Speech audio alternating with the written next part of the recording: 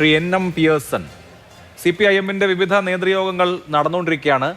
ജില്ലാ കമ്മിറ്റികളിൽ അസാധാരണമായ വിധത്തിലുള്ള വിചാരണ നേതൃത്വത്തെക്കുറിച്ച് നടക്കുന്നു എന്നാണ് വരുന്ന റിപ്പോർട്ടുകൾ. ചില ജില്ലാ കമ്മിറ്റികൾ അഭിപ്രായപ്പെടുന്നത് കഴിഞ്ഞ 30 കൊല്ലമായിട്ട് പാർട്ടിയിൽ ഇതുപോലെ സ്വയം വിമർശന പ്രക്രിയ ഇല്ല, ഇത് കുറെ കൂടി മുമ്പാകാമായിരുന്നു, അങ്ങനെ ആയിരുന്നെങ്കിൽ ഭരണം തന്നെ പോവില്ലായിരുന്നു എന്ന മട്ടിലാണ്.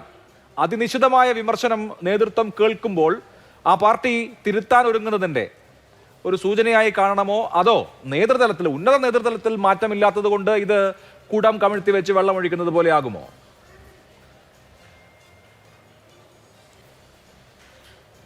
അല്ല, ഗൗരവമായിട്ട് ഈ വിഷയത്തെ കൈകാര്യം ചെയ്യുക, അല്ലെങ്കിൽ അത് മനസ്സിലാക്കാനായിട്ട് ശ്രമിക്കുക എന്ന് പറയുന്നത് CPM-നെ സംബന്ധിച്ചിടത്തോളം അതിൻ്റെ നിലനിൽപ്പുമായി, അതിൻ്റെ ഐഡൻറ്റിറ്റിയുമായി ബന്ധപ്പെട്ട പ്രശ്നങ്ങളാണ് എന്ന കാര്യം നമുക്കറിയാവുന്നതാണ്.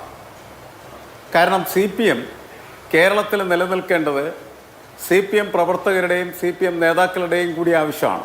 പൊതുസമൂഹത്തിൻ്റെ ആവശ്യകതയേക്കാൾ അതിൽ പ്രവർത്തിക്കുന്ന ഓരോ പ്രവർത്തകൻ്റെയും അതിൻ്റെ നേതൃത്വത്തിലിരിക്കുന്നതായിട്ടുള്ള വിവിധ നേതാക്കളുടെയും കൂടി ആവശ്യമാണ്. കാരണം അവർ ഐഡൻറ്റിഫൈ ചെയ്യുന്നു, സമൂഹത്തിൽ ഐഡൻറ്റിഫൈ ചെയ്യുന്നത് ഞാൻ ഒരു CPM പ്രവർത്തകനാണ്, ഞാൻ CPM-ൻ്റെ ഒരു നേതാവാണ് എന്ന നിലക്കാണ്.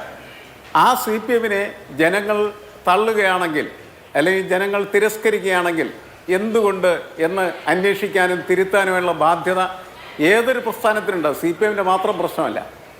രാജ്യത്ത് ജനങ്ങളെ അഭിസംബോധന ചെയ്തുകൊണ്ട് പ്രവർത്തിക്കുന്ന ഏത് രാഷ്ട്രീയ പ്രസ്ഥാനത്തെ സംബന്ധിച്ചിടത്തോളം അതിൻ്റെ ആത്യന്തികമായ മുന്നോട്ടുള്ള ചലനത്തിന് സഹായകരമായിട്ടുള്ളത് ഫീഡ്ബാക്കാണ്. ആ ഫീഡ്ബാക്ക് കൃത്യമായിട്ട് ലഭ്യമായി കഴിഞ്ഞാൽ അതിനനുസരിച്ച് ആവശ്യമായ മാറ്റങ്ങൾ വരുത്തുക എന്നുള്ളത് പ്രധാനപ്പെട്ടതാണ്.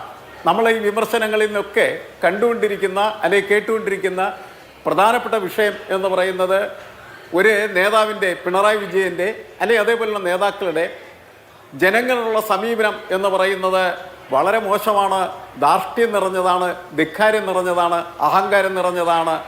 അത് ആഢ്യ മനോഭാവത്തിൻ്റെയും ഫ്യൂഡൽ വ്യവസ്ഥയുടെയും ഒക്കെ പ്രതീകമാണ് എന്ന് കണക്കാക്കുന്നതായിട്ടുള്ള ഒരുപാട് സഹാക്കളുണ്ട്. ആ സഹാക്കൾ ഇത് തിരുത്താനായിട്ട് 30 കൊല്ലങ്ങൾക്ക് മുമ്പ് തീർച്ചയായിട്ടും ഈ പാർട്ടിയോട് ആവശ്യപ്പെട്ടിട്ടുള്ളതാണ്. പാർട്ടി പക്ഷേ അത് ഇതുവരെ തിരുത്തിയിട്ടില്ല എന്നുള്ളതിനെ നമുക്കറിയാം. ഞാൻ വളരെ അത്ഭുതത്തോടുകൂടി കണ്ടുകൊണ്ടിരിക്കുന്ന കാര്യം, ഒരാളുടെ ക്യാരക്ടർ അല്ലെങ്കിൽ ഒരാളുടെ മാനറിസം അത് മാത്രമാണോ തോൽവിയുടെ കാരണം? അല്ല. പ്രത്യയശാസ്ത്രപരമായിട്ട് പാർട്ടി എടുക്കേണ്ടതായിട്ടുള്ള നിലപാടെന്താണ്? ആ നിലപാടിൽ നിന്ന് എന്തെല്ലാം പാളിച്ചകൾ സംഭവിച്ചിട്ടുണ്ട്? ആ പാളിച്ചകളെക്കുറിച്ചുള്ള വിമർശനങ്ങളൊന്നും പത്രങ്ങളിൽ ഞാൻ എന്തായാലും വായിക്കുന്നില്ല. കാരണം അത്തരത്തിലുള്ള വിമർശനങ്ങൾ ശക്തമായിട്ട് ഉയർന്നു വരുന്നുണ്ടെങ്കിൽ അത് വാർത്തകളിലും പ്രതിഫലിക്കേണ്ടതാണ്. വ്യക്തിപരമായിട്ടുള്ള വിമർശനങ്ങൾ, നിങ്ങൾ മുഖം നോക്കാറുണ്ടോ കണ്ണാടിയിൽ എന്ന് മകൻ ചോദിക്കുകയും നിങ്ങൾ അങ്ങനെ നോക്കാതിരിക്കുന്നതിൻ്റെ ഫലമായിട്ട് സംഭവിക്കുന്ന ദുരന്തങ്ങളാണ് ഇതെല്ലാം എന്ന് പറയുകയും ചെയ്യുന്ന രീതിയിൽ മാത്രം ഒതുക്കാവുന്ന വിഷയമല്ലത്. ഒരു കമ്മ്യൂണിസ്റ്റ് പാർട്ടിയുടെ നേതാവിനെ സംബന്ധിച്ചിടത്തോളം അദ്ദേഹത്തിന് ഉണ്ടാകേണ്ട ഏറ്റവും പ്രധാനപ്പെട്ട ക്വാളിറ്റി എന്ന് പറയുന്നത് കോമൺ സെൻസ് ഓർ സാമാന്യ ബുദ്ധി. ആ സാമാന്യ ബുദ്ധിക്ക് നിരക്കാത്തതായിട്ടുള്ള യുക്തികൾ കേരള സമൂഹത്തിൻ്റെ മുന്നിൽ നിരത്തുക എന്ന് പറയുന്ന യുക്തിരാഹിത്യത്തിൻ്റെ, അതേപോലെ അശാസ്ത്രീയതയുടെ പ്രതീകമായിട്ട് രാഷ്ട്രീയ പ്രവർത്തനത്തിൻ്റെ നേതൃത്വം മാറിക്കഴിഞ്ഞാൽ ആ നേതൃത്വത്തെ ജനങ്ങൾ തിരുത്താൻ ശ്രമിക്കില്ല, ഉപേക്ഷിക്കാനായിരിക്കും ശ്രമിക്കുന്നത്. ആ ഉപേക്ഷ ആണ് യഥാർത്ഥത്തിൽ ഈ തെരഞ്ഞെടുപ്പിൽ നമ്മൾ കണ്ടത്.